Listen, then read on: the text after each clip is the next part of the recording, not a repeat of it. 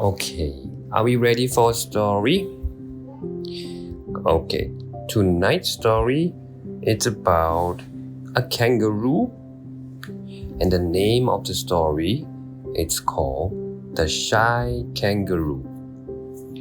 And the story goes like this. It's hard to make friends when you're shy, but it's worth it, so give it a try. The shy little kangaroo's mother told him every day. But the little kangaroo was far too shy to jump out of his mother's pouch. Instead, he just peeped over the top. One day, he almost made it, but a noisy cockatoo screeched, "How are you?" so loudly in his ear that he jumped back into his mother's pouch and would not come out again. "You're missing all the fun," whispered his mother. "Come out and find a friend." Now, a koala who lived in the tree above could see the little kangaroo hiding inside his mother's pouch. And he really did want to be his friend. He thought for a long time and at last came up with an idea he thought might work. He came down from the trees, stood in front of Mother Kangaroo and stared at the ground. The koala stayed in exactly the same spot all morning, just staring down. The shy little kangaroo watched him for hours, his head just peeping out of his mother's pouch. At last, he simply had to find out what the koala was staring at. All at once, he jumped out of the pouch and landed right in front of the koala. "Would you be my friend?" asked the koala as he hugged the little kangaroo. "If you will tell me what you are looking at on the ground," whispered the little kangaroo. "Nothing at all," giggled the koala. "But it made you come out of your mother's pouch to find out. Now you are not shy anymore." The end. Now, we'll continue to 3 more stories. And the next story, it's also about that kangaroo again. But he's what? Now, the name of the story it's called Koala Keeps Up.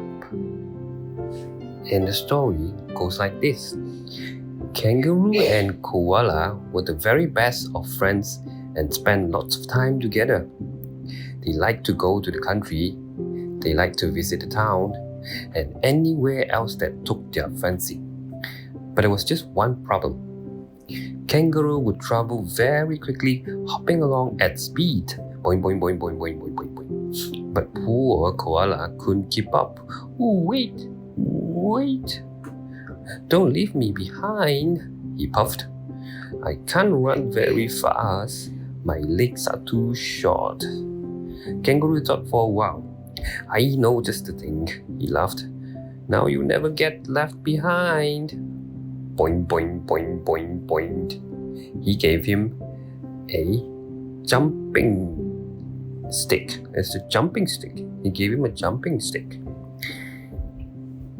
The end. And now the third story. It's also about the kangaroo and the koala. The name is called Kangaroo Takes Off. And the story goes like this.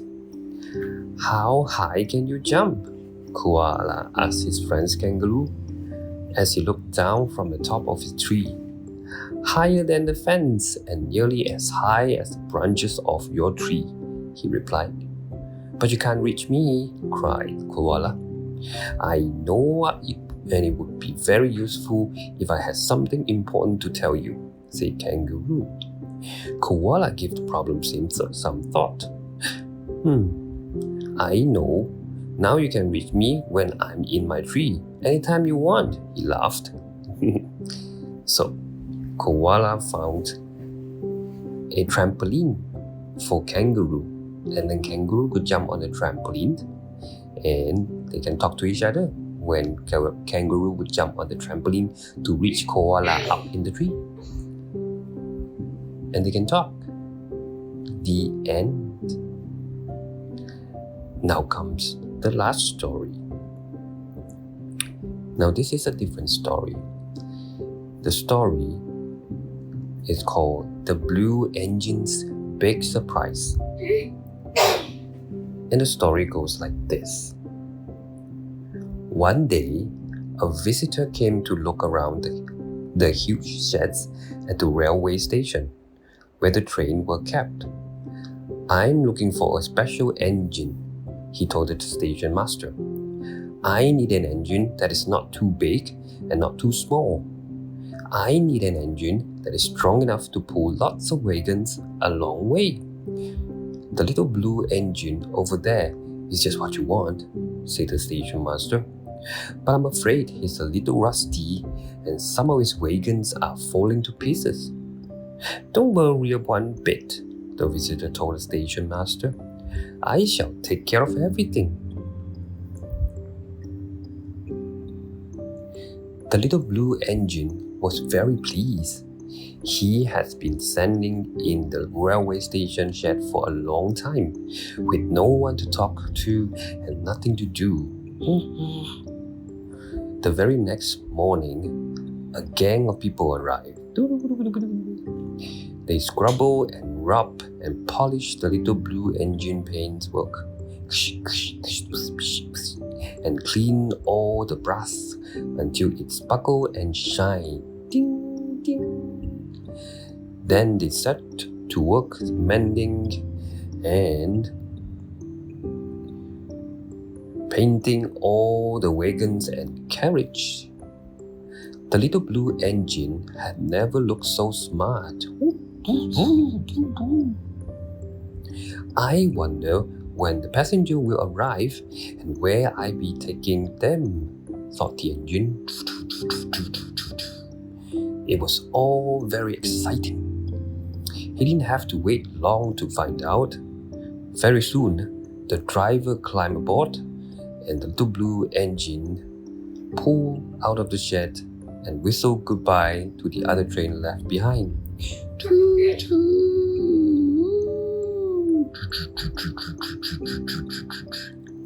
As he pulled into the station, he heard the announcer say, "The train will arrive at platform 1. It's the new circus train to take the big top circus anywhere it wants to go. Goodbye, little blue engine, and good luck."